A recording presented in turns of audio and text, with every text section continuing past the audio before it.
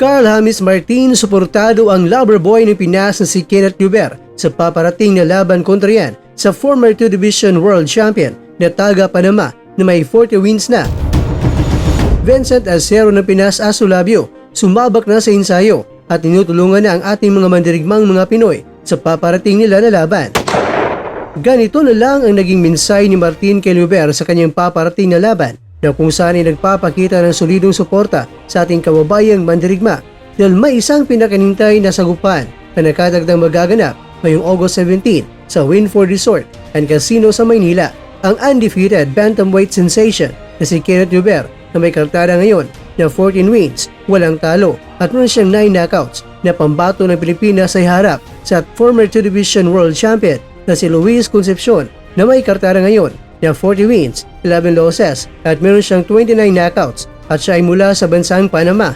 Ayon sa ulat ng GMA News, ang nasabing laban ay co-promote ng Jerry Pence Promotions ni Jerry Peñalosa kasama ang Japan-based Kamida Promotions na pinamunuan ng dating kampiyon na si Koki Kamida na planong personal na pupunta sa Maynila upang panoorin ang laban. Si Peñalosa mga kwento mismo ang nagpahayag na si Concepcion ay isang pinakadelikadong kalaban ni Lubert, isang malalaro na magdadala ng malawak na karanasan sa kanyang mahigit na 50 na mga laban sa profesional.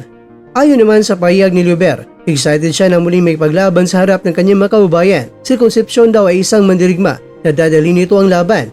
Sasabog raw talaga ang dalawa sa gabi ng laban nila. Luis Concepcion, siya ay dating 2 Division World Champion. Pinatunayan niyang dilak sa kompetisyon sa bantamweight. Itong si Concepcion naman mga kwento ay kilala sa pagiging agresibo ang estilo nito. Mataas ang finish rate at madalas nag-uumpisa ng mabilis ang laban.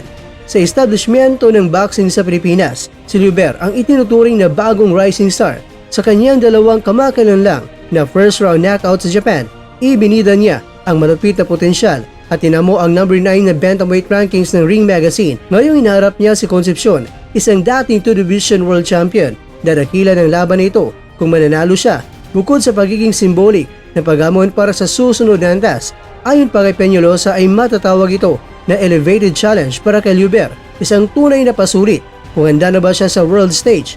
Kung ipapasa niya ito, masusukatan niya ang katumpakan sa full length, high pressure at competitive settings. Si Lubert ay nakasentro sa tagumpay, ngunit ipinagmamalaki rin ang respeto kay Concepcion bilang isang warrior.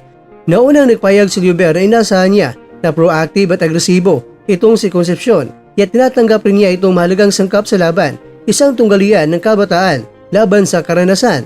Si Peñalosa naman mga kwento ay nagbabala na hindi basta-basta natitibagin ang veteran champion at ito raw ang pinakamalaki at pinakamahirap na laban ni Lubert sa ngayon. Isang labang magsisilbing pagsubok kung talagang world class na ang batang mandirigma. Dahil ang laban ay sa Pilipinas, malaki ang pressure sa event. Doctor level ang paghanda ni Lubert, nakatutok sa conditioning, sparring at nutrisyon. Gayon din, masinsin ang game plan upang tugunan ang agresibong estilo ni Concepcion sa pagpigil sa early rush, pag-counter at magpapatatag sa middle o sa late rounds. Para naman kay Concepcion, malinaw na ambisyon niyang bawiin ang dating kinita sa pagiging world champion sa veteran tactics. Ibig niyang gumamit ng diskarte at endurance para labanan ang fresh legs ni Lubert. Ang paparating na laban na ito ay nasasalamin din natin ang mas malalim na konteksto, isang representasyon ng kahusayan ng bagong henerasyon ng Pinoy boxing ay isang hamon sa matatag na legacy ng dating kampiyon. Ang darating na gabi ng ika-17 ng buwan ng Agosto sa Winford Resort and Casino sa Maynila ay naabangan hindi lamang sa entablado ng laban, kundi pati na rin sa mga naruroon, mga boksingero, taga-promote, taga-hanga at media. Lahat nakatutok upang malaman kung sino talaga ang hawak sa titulo at sino ang maghahari sa pundasyon ng bagong henerasyon ng boxing sa Pilipinas.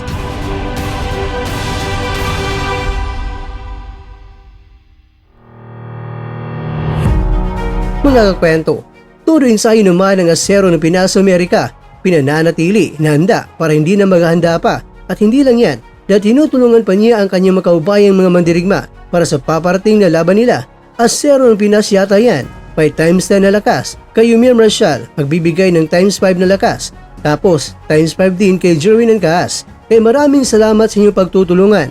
Sana lahat ng mga laban ninyo ay inyong papagtagumpayan.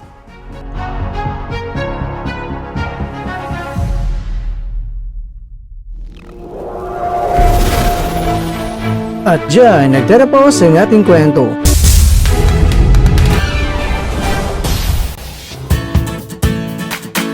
Maraming salamat mga kakwento sa inyong panonood. Pero baka naman mga kakwento ay nagustuhan niyo po ang kwento natin ngayon. Baka pwede niyo po akong mabigyan dyan ng like, subscribe at pa-click na rin sa bell button.